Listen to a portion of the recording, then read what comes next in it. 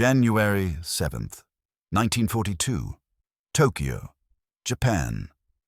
The air inside the Navy Ministry feels too warm for the season, heated by coal stoves and too many bodies packed into a room that was never meant to hold this much ambition. Maps cover the walls and the table. The Pacific sprawls in pale blues and grays, and a thin red line of newly taken territory arcs across it like a blade stroke. Pins mark places that already have names whispered with pride in the corridors of power. Guam, Wake, Hong Kong, Manila. The men standing over the charts wear crisp uniforms and careful faces. But the room is not calm.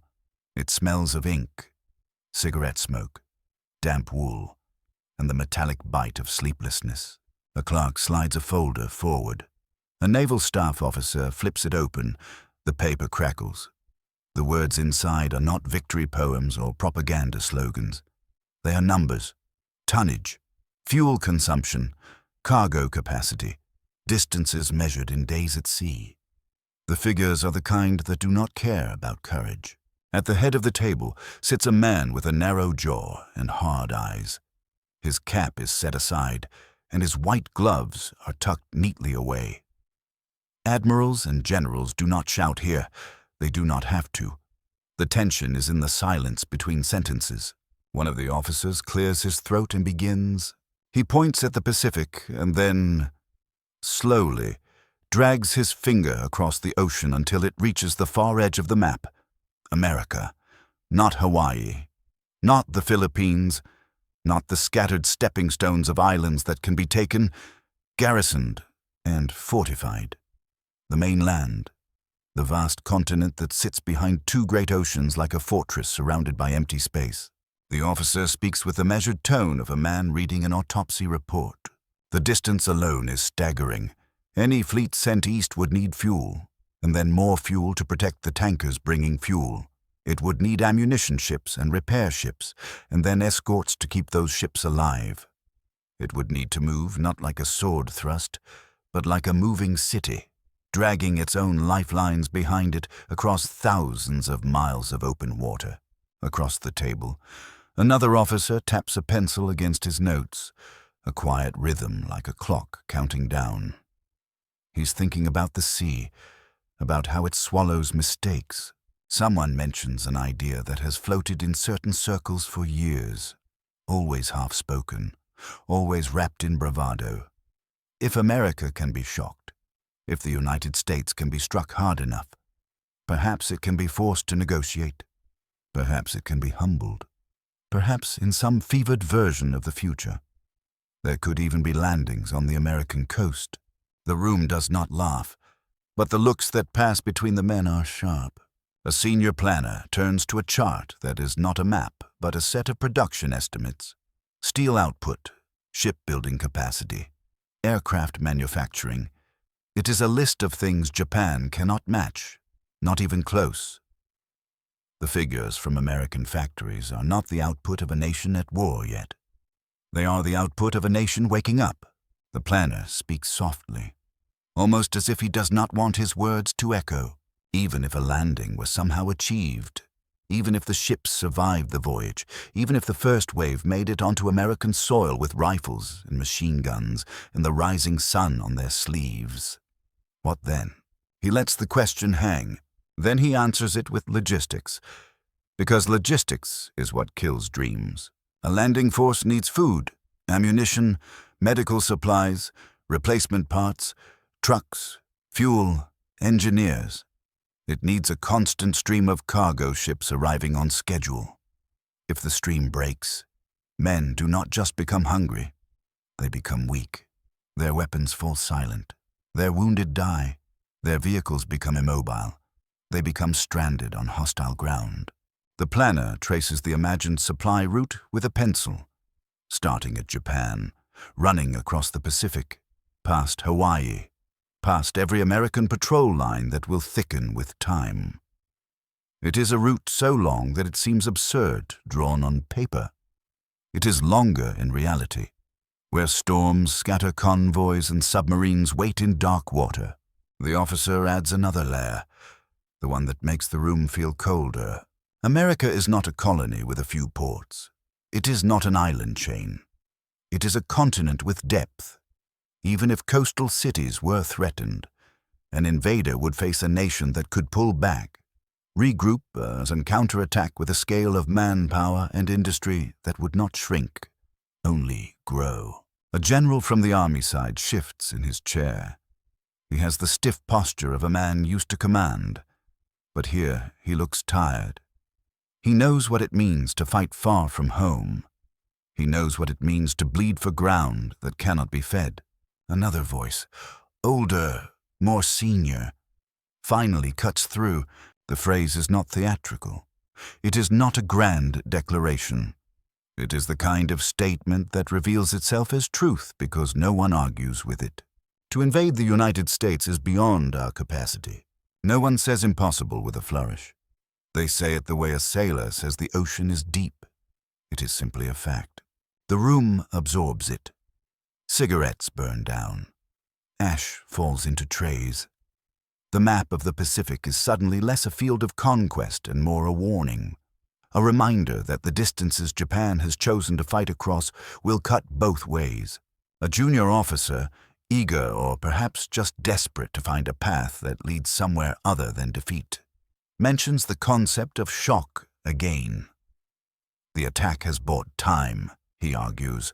The perimeter can be fortified. Perhaps America can be discouraged. Perhaps they will not have the stomach. The senior men do not snap at him. They do not need to.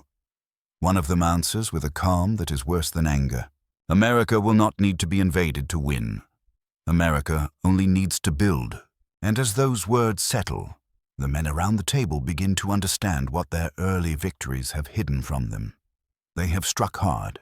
Yes, they have expanded fast. But expansion creates a ring of distant garrisons that must be supplied, defended, and reinforced. Every new island is not just a prize. It is a mouth to feed, a fuel tank to fill, a runway to repair, a grave to dig. Somewhere outside the building, Tokyo traffic moves through winter air. Somewhere far across the ocean, American shipyards are already laying keels that will become fleets. In this room, with these maps and these quiet voices, a realization takes root. The idea of invading America was never a plan. It was a story. And stories do not carry ammunition. January 8th, 1942. Tokyo. The same building, the same corridors, the same smell of paper and tobacco. But now the discussion narrows into something more dangerous than fantasy. If America cannot be invaded, then America must be managed, delayed, distracted, hurt enough to make the cost of crossing the Pacific feel unbearable. A staff captain, sleeves immaculate, lays out a different map, not the American coastline, but the long chain of islands stretching across the ocean like a rope bridge. The perimeter strategy, a defensive arc. If Japan can hold it long enough, perhaps it can force the United States into a war of attrition too expensive to continue. He points to bases, to airfields, to anchorage points. He speaks of concrete, steel, and anti-aircraft guns. He speaks of submarines as wolves, of carriers as spear points. Yet every sentence he speaks is haunted by the earlier truth. The American mainland does not have to be seized. It only has to remain untouched long enough for factories to become weapons. A second folder is opened. This one is not about geography, but about production. And the mood changes again, as if someone has opened a window to a colder wind. The officer reading the report does not exaggerate. He does not insult America or praise Japan. He reads what the planners have gathered from intelligence and open sources, from industrial surveys and pre-war trade figures. The United States is a continent-sized machine, and now it has been given a single purpose. He reads numbers of steel output that sound like tall tales, numbers of shipbuilding that cannot be matched by speeches or courage, figures for aircraft production that make the room quiet, because aircraft are not just machines. They are pilots trained, fuel refined, runways built, maintenance crews recruited, spare parts shipped. Each number is a chain of capability.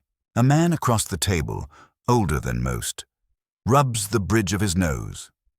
His fingers are stained faintly with ink, the mark of someone who has spent years in planning rooms instead of on bridges of ships.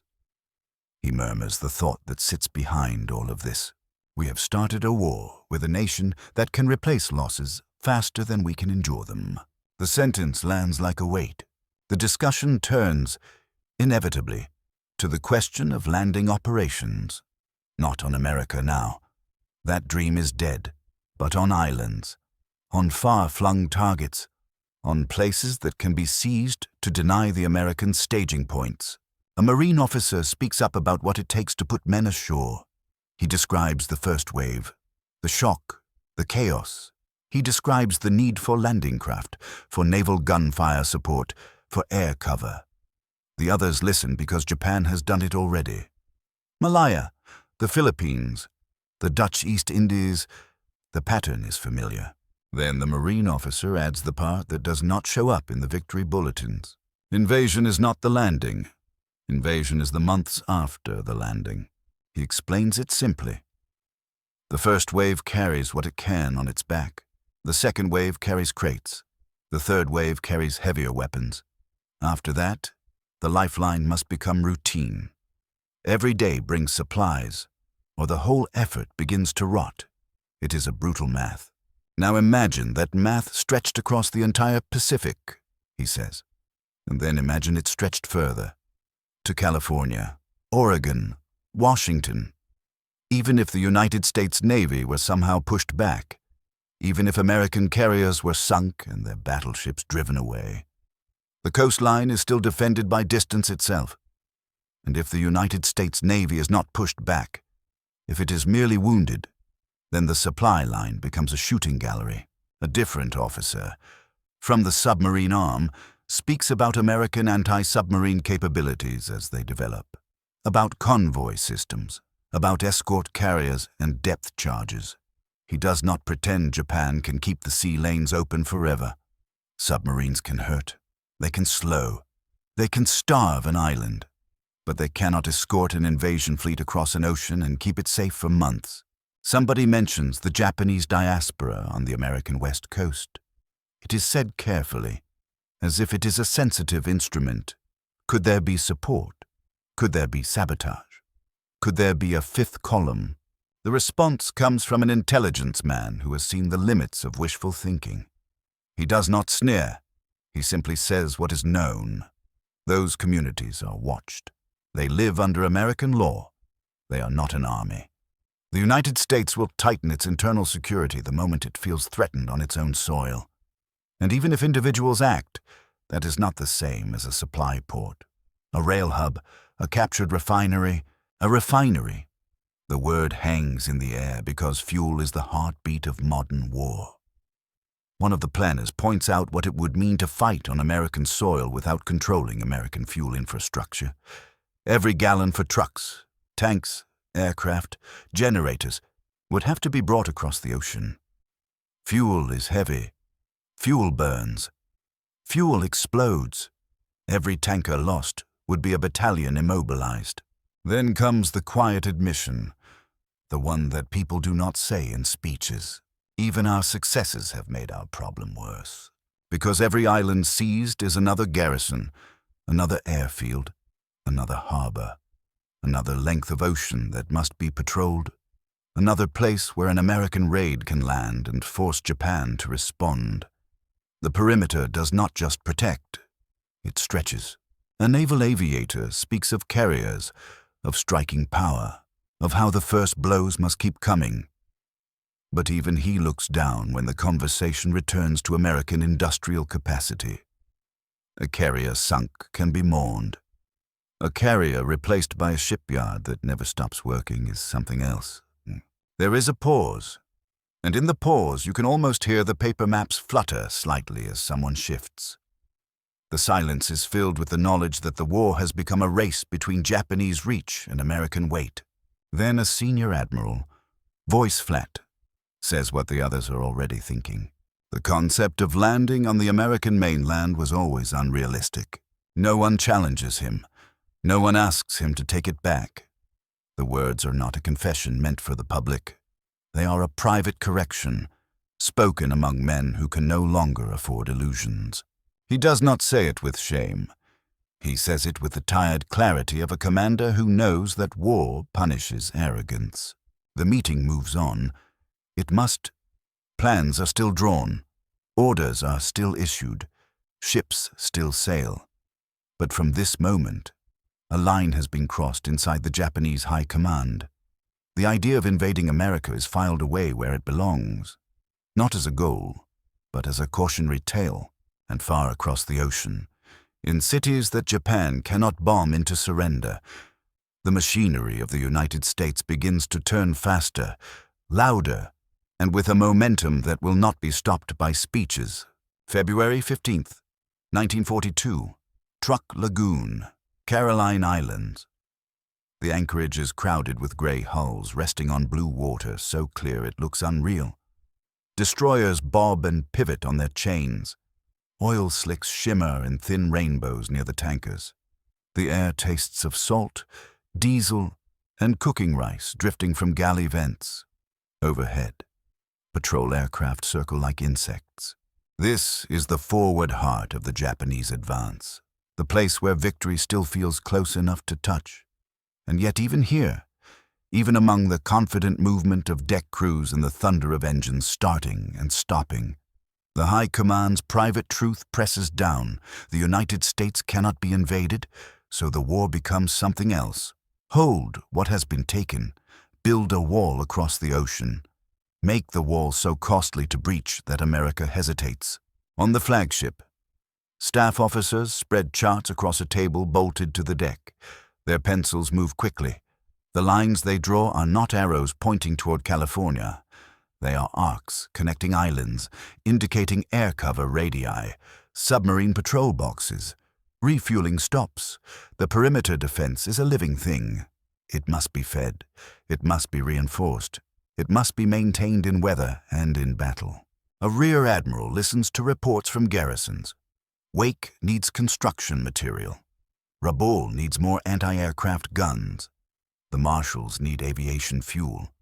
A small island with a name few in Tokyo could pronounce needs engineers because its runway is sinking into coral and mud.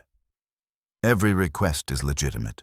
Every request is also a reminder that Japan is trying to hold an empire with supply lines stretched thin across half the planet. A captain from logistics steps forward with his numbers. He's not glamorous. He's not a fighter ace. His weapon is the ledger. He explains the cargo cycle. Ships leave Japan loaded with food, ammunition, spare parts, aviation fuel, and the raw materials needed to build fortifications. They travel for days, sometimes weeks, to reach the forward bases. They unload, then return, often carrying wounded, damaged equipment. Sometimes nothing at all. Each trip consumes fuel. Each trip consumes time. Each trip is vulnerable. Then he points at the calendar, at the growing list of commitments. We are shipping supplies outward faster than we can replenish the ships that carry them. The admiral's jaw tightens. The logistics officer continues anyway, because the truth is already known. The merchant fleet is the bloodstream of the empire. Warships do not transport enough, not in bulk, not for sustained defense. And every merchant ship sunk is not just lost tonnage. It is fewer bullets, fewer meals, fewer aircraft parts arriving where they are needed.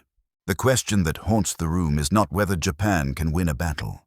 Japan has proven it can win battles. The question is whether Japan can sustain the war long enough for America to tire. A young staff officer, his face still showing traces of early war excitement, suggests more aggressive submarine warfare. Sink American shipping, starve their industry, force them to bargain. A submariner shakes his head, not because submarines are ineffective, but because he understands scale. America can build ships faster than Japan can sink them if Japan lacks the torpedoes, the training pipeline, and the intelligence network to hunt effectively across vast seas. Submarines can hurt, they can terrorize. But to throttle a continental economy, you need a chokehold that lasts. And Japan's hands are not that large. Another officer suggests raids. Carrier strikes on the American West Coast.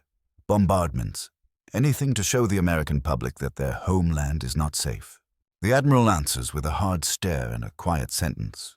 A raid is not an invasion. A raid does not change the balance of steel. The staff falls silent again.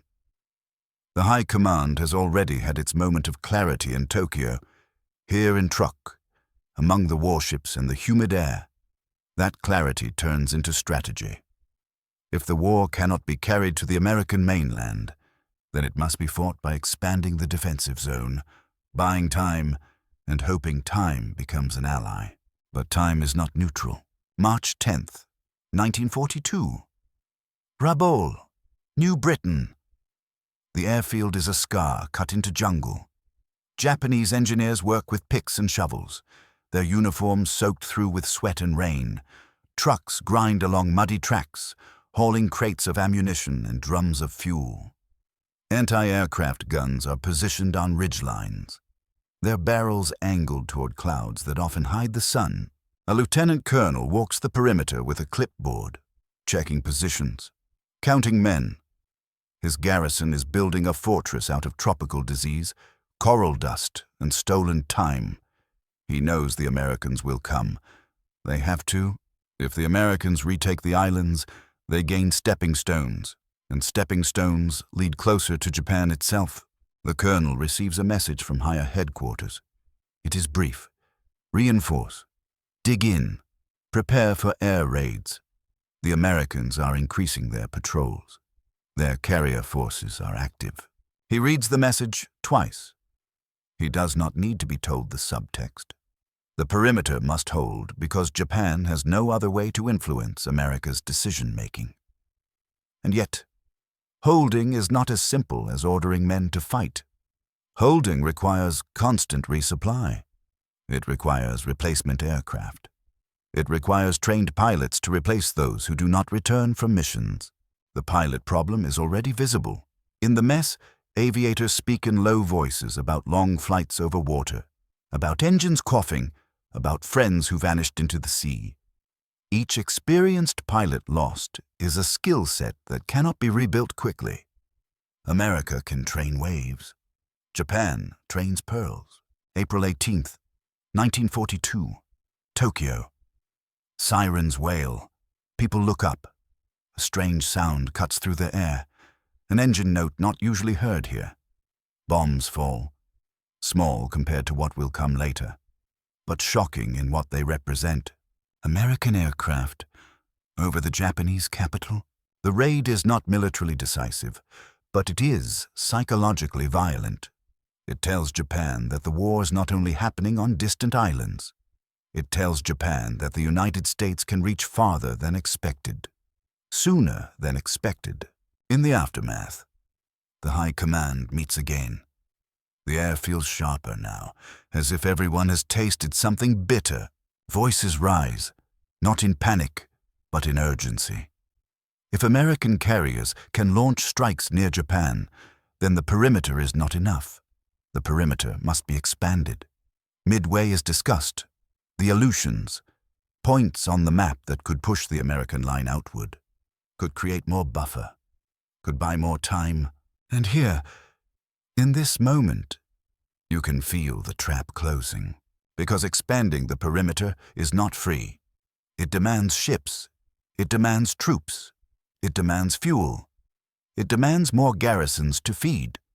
The very act of trying to secure distance forces Japan to stretch farther, making its own logistics even more fragile. A senior planner says, quietly, almost to himself, but loud enough for others to hear, "We cannot invade America, but America can invade the ocean between us." No one corrects him. No one needs to. The war has become a contest over the sea lanes, over production, over endurance. Japan can still strike. Japan can still win battles. But the strategic reality remains the same. Even a successful landing on the American mainland would collapse under the weight of resistance and the impossibility of sustaining supply. The idea had always been unrealistic. Now it is not only unrealistic, it is irrelevant. Because the real fight is coming. Not on American beaches, but on the islands and waters that will decide whether Japan can keep its defensive wall standing before the American industrial tide hits it with full force. June 3rd, 1942, North Pacific, northeast of Midway Atoll. The sea is slate-colored and restless, capped with white foam. The sky's a low ceiling of cloud that makes everything feel closer, heavier. On the flight deck of a Japanese carrier, deck crew move with practiced speed, their boots thudding on planks slick with spray. The smell is a mix of aviation fuel, hot metal, and salt. Pilots climb into cockpits. Their faces are calm, but their hands are tight on straps and buckles. They know this operation is not just another strike. It is meant to force a decisive battle, to smash American carrier strength, to extend the perimeter and keep the enemy far from Japan. And beneath all the tactical details, beneath the noise of engines warming, the earlier admission follows them like a shadow. America cannot be invaded, so America must be broken at sea. The flight leader receives final coordinates.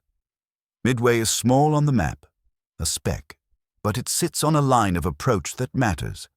If Midway falls, the Japanese High Command believes the Americans will be drawn out.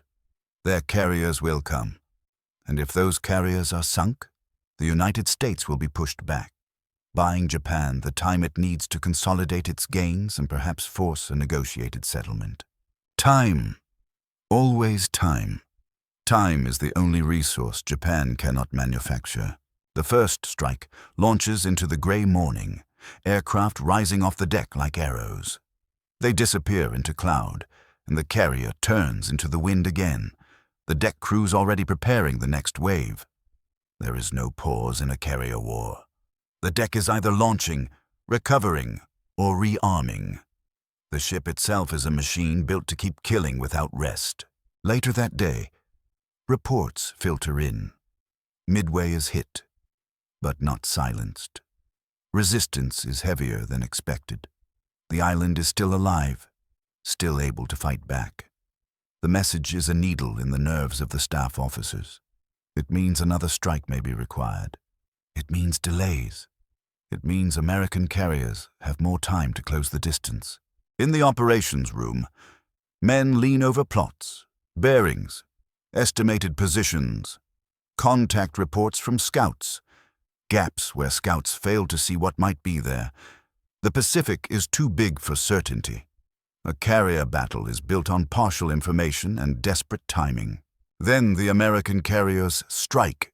It happens with a suddenness that makes it feel unreal, as if the ocean itself has turned hostile. June 4th, 1942. The sound begins as a faint roar, then grows into a hammering thunder. Dive bombers drop out of the sky with sirens screaming and engines howling. Deck crews look up, some freeze for a heartbeat, others sprint. Orders snap across the deck. Aircraft are half-fueled, half-armed.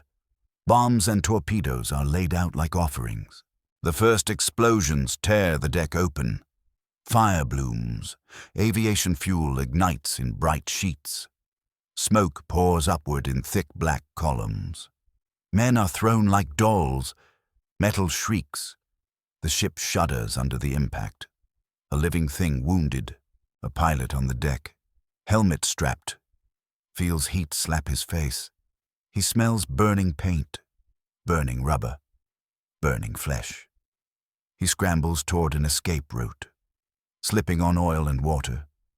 Around him, crewmen try to push aircraft into position or shove them overboard, anything to clear the deck before the next bombs hit. The discipline is heroic, but the situation is merciless. Within minutes, carriers that had been the sharp edge of Japan's offensive power are crippled, burning, doomed, in Tokyo, far away. The news arrives in fragments, then in a rush. Names of ships, reports of losses, confusion, denial, confirmation. Midway is not just a defeat. It is a change in the balance of the war. It is the moment Japan's ability to dictate tempo begins to slip. And when tempo slips, the strategic truth Japan had already admitted becomes unavoidable. If the United States cannot be invaded, and Japan now cannot reliably keep the Americans far away, then Japan's future becomes a shrinking circle. A staff meeting takes place in the days after. The faces are different now. Not broken, not openly despairing, but altered. The room holds the weight of burned flight decks and drowned sailors. The men speak more carefully. They listen more. They do not indulge in grand ideas. The conversation returns to the earlier point, but now with sharper teeth.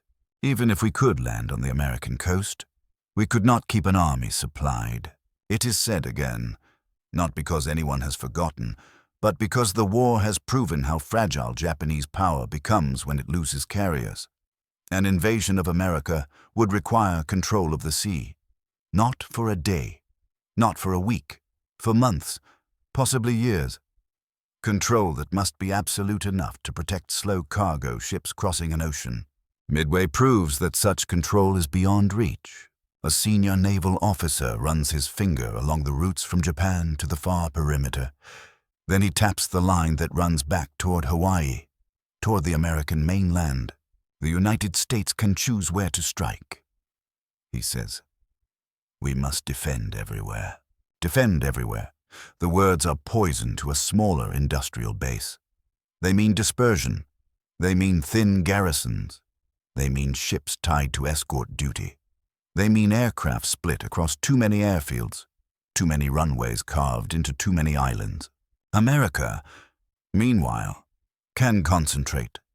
America can decide. America can rebuild. By late 1942, the Japanese High Command is no longer speaking about dreams of American beaches. The discussions are about delaying actions, about attrition, about making every island a thorn. They talk about bleeding the Americans enough to create hesitation, but the private acknowledgement grows more blunt as time passes, especially among the planners who have to stare at shipping tables and fuel charts. The United States is too large, its industrial power too great, its naval strength growing too fast. Even if Japan won a string of tactical victories, the fundamental math would not change. A landing on the American mainland would not be the end of the war. It would be the beginning of an impossible supply problem, the start of a collapse under overwhelming resistance and counterattack. And that is the real statement hidden behind the formal language of staff papers. Invading America was never a feasible objective. It was an illusion spoken aloud to inspire, while the professionals quietly filed it away as fantasy. Now, after Midway, fantasy is a luxury Japan cannot afford. The ocean has become a tightening vice, and the United States is learning how to turn the handle. November 13th, 1942. Iron Bottom Sound. Off Guadalcanal. Night presses down like a physical weight. The sea is black and choppy, reflecting only broken shards of starlight. Gun flashes burst in white and orange, lighting silhouettes of ships for fractions of a second before darkness swallows them again. A Japanese destroyer knifes through the water at speed, spray blowing over the bow. Men cling to railings. The air reeks of cordite and oil. Somewhere ahead, an American cruiser fires again, the sound rolling over the sea like thunder. Shells scream overhead, and when they land, the water erupts in towering columns. This is where the war has come to live. Not in dreams of conquering continents, but in brutal fights for islands that are barely scratches on a globe. Guadalcanal is not valuable because it holds riches. It is valuable because it holds an airfield, and an airfield means aircraft. Aircraft means sea control in daylight. Sea control means supply. Supply means survival. The Japanese High Command's private truth now shapes everything. Even if it is never spoken aloud in public, America cannot be invaded, So Japan must deny America stepping stones. Every island becomes a gate. Every gate must be held, or the enemy moves closer. On Guadalcanal, the problem is simple and deadly. Japan cannot deliver enough supplies by day because American aircraft dominate the skies. So Japan runs supplies by night. Fast destroyers, quick trips, minimal cargo, high risk. Men call it the Tokyo Express. It sounds almost glamorous until you watch sailors heave crates under starlight while shells fall nearby and the jungle waits with disease and exhaustion. A destroyer can bring troops and some supplies, but it cannot bring enough food for weeks. It cannot bring heavy equipment in quantity. It cannot build an army. The soldiers ashore learn the taste of this reality. Rice rations shrink. Ammunition becomes precious. Boots rot in mud. Malaria shakes men until their teeth chatter like dice in a cup. They fight anyway, because they have been ordered to hold. Because retreat feels like shame. Because the jungle is loud at night with insects and distant gunfire. But courage does not solve logistics. In Tokyo, in rooms far cleaner than the muddy trenches of Guadalcanal, staff officers study reports that grow darker each week. Ships lost, cargo tonnage sunk, pilots killed, fuel stocks falling. The merchant fleet is bleeding, and without it, the empire is an empty shell. One planner runs calculations again and again, trying to find a way to make the numbers behave. Each time the conclusion is the same. We cannot supply our farthest garrisons as the Americans increase their pressure. That is the perimeter trap in its final form. The defensive wall that was supposed to buy time has become a chain of liabilities. Each link must be defended, but each link drains resources that cannot be replaced quickly enough. The officer thinks back to the early meetings, when the idea of invading America had been quietly dismissed. At the time, it was an abstract truth, almost academic. Now it is personal. Now it is proven by the daily reality of trying to move a single sack of rice across contested water. If Japan cannot even reliably feed soldiers on Guadalcanal, how could it ever sustain an army on the American mainland? December 1942. The Solomon Islands. The sea lanes are hunted. American submarines prowl. American aircraft range farther. Radar changes the night, turning darkness into something that can be seen through. Japanese ships that once moved with confidence now move with caution, zigzagging, burning fuel, listening for the unseen. A destroyer captain stares at the horizon, jaw clenched, as his ship escorts a transport. The transport is slow, heavy, vulnerable. It carries drums of fuel and crates of food. It is everything the Empire needs and everything the enemy wants to sink.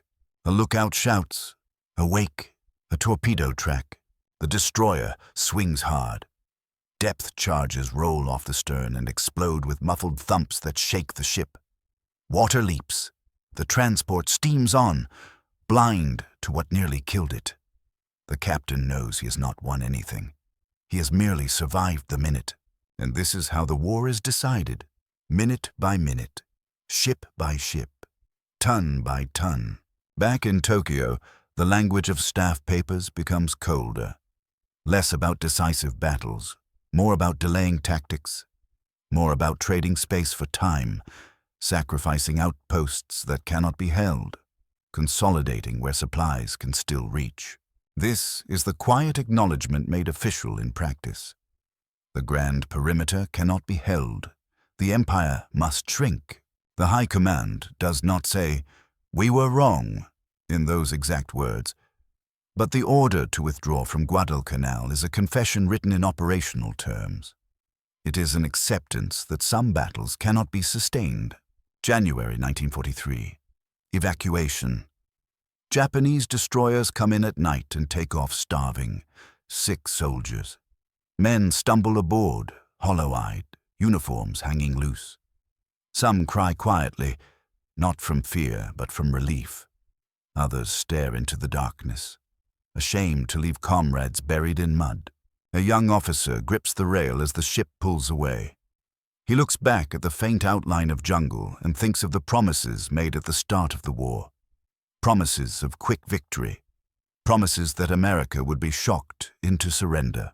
Now he understands what the planners understood earlier, what the High Command had admitted in private. America was never a target that could be seized. America was a machine that would keep coming until it reached Japan. The war moves north and west. New Guinea, the Gilberts, the Marshalls.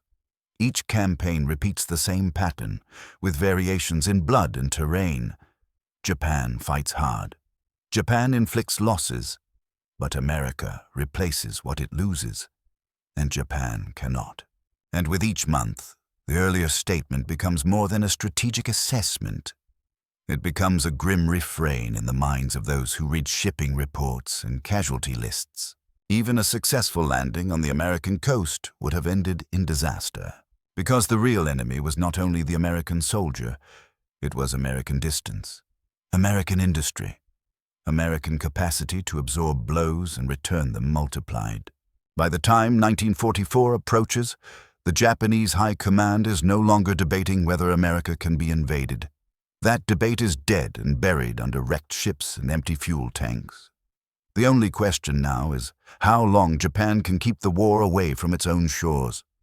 How many islands can be turned into speed bumps before the American tide reaches the home islands? And the men who once spoke of impossible dreams now speak of defense, of sacrifice, of delaying actions that will cost everything. The continent across the Pacific does not need to be conquered. It only needs to keep building, keep sailing, keep advancing. And Japan, trapped by its own stretched empire, begins to understand that the war will end not with an invasion of America, but with America arriving at Japan. June 15th, 1944, Saipan, Marianas. The morning is a roar. Naval gunfire pounds the island, and the ground shakes as if the earth itself is trying to crawl away. The beach is a chaos of sand, smoke, and shattered palm trunks. American landing craft surge forward, ramps dropping, men spilling out into fire and water. Offshore, the sea is crowded with ships, a floating city of supply and power. On the Japanese side, defenders cling to caves and trenches, faces streaked with dirt and sweat. They fire until barrels glow and ammunition runs low. They watch the horizon and understand what this means. The Marianas are not just another island chain, they are a door. If the Americans hold them, bombers can reach Japan. In Tokyo, the reports land like hammer blows. Maps are updated. Lines retreat. The perimeter that was once meant to shield the empire has been punched through, and now the High Command faces a reality they had tried to delay for years. The United States is no longer a distant giant. It is a giant with boots on Japan's doorstep. In a conference room, men in uniform sit with stiff backs and tired eyes. The table is covered with charts again, but the tone is different from early 1942. Back then, they had spoken of expansion and decisive blows. Now they speak of defense, of mobilizing the home islands, of rationing fuel so tightly that even training flights become rare. A senior naval officer, voice low, reads a summary of the strategic situation. It is blunt in the way only internal documents can be. The American fleet is larger. American carrier groups can operate continuously. American submarines are cutting Japan's sea lifelines. Fuel imports are collapsing. The merchant fleet is a shadow. Then the officer says something that does not sound like defeat, but like an exhausted truth finally allowed into the room. We do not have the capacity to take the war to the American mainland. No one flinches. It is not new. It is simply stated again because now it is undeniable. Another staff officer adds the detail that makes it real. Even if a miracle landing occurred, the United States would respond with overwhelming force. Not only troops, but trains, trucks, aircraft, artillery, and ships arriving in a continuous flood.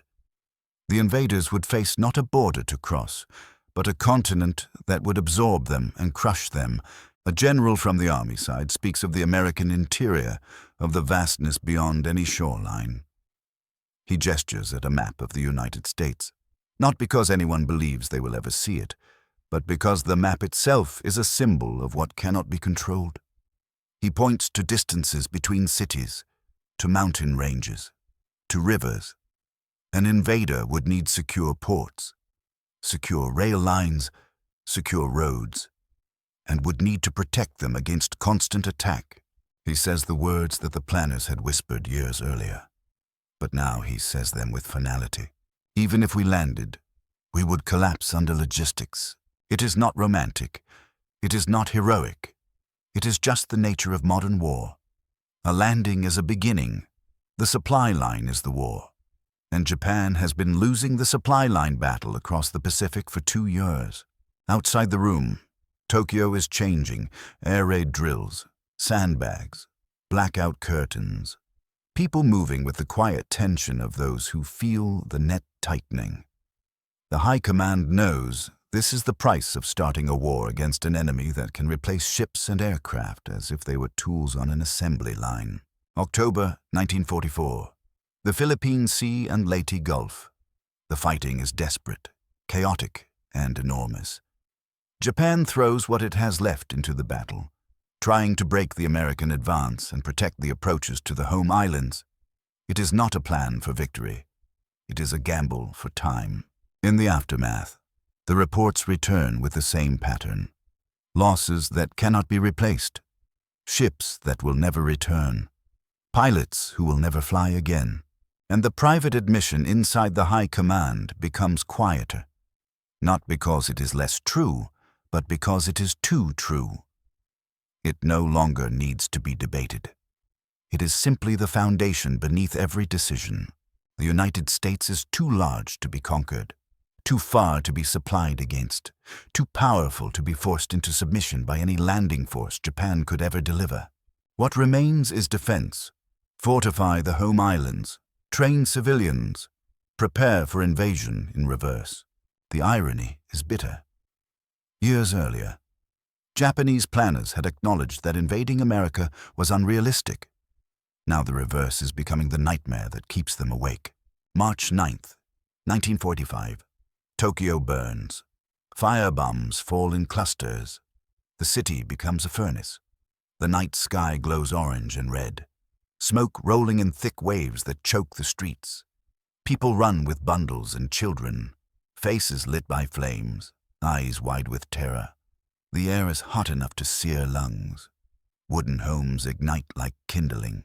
Inside the High Command, there is no longer talk of projecting power. There is only survival, only how to endure the blows and how to make the cost of invasion so high that America might reconsider. But even here, the strategic truth returns, the one that started this story. America never needed to be invaded.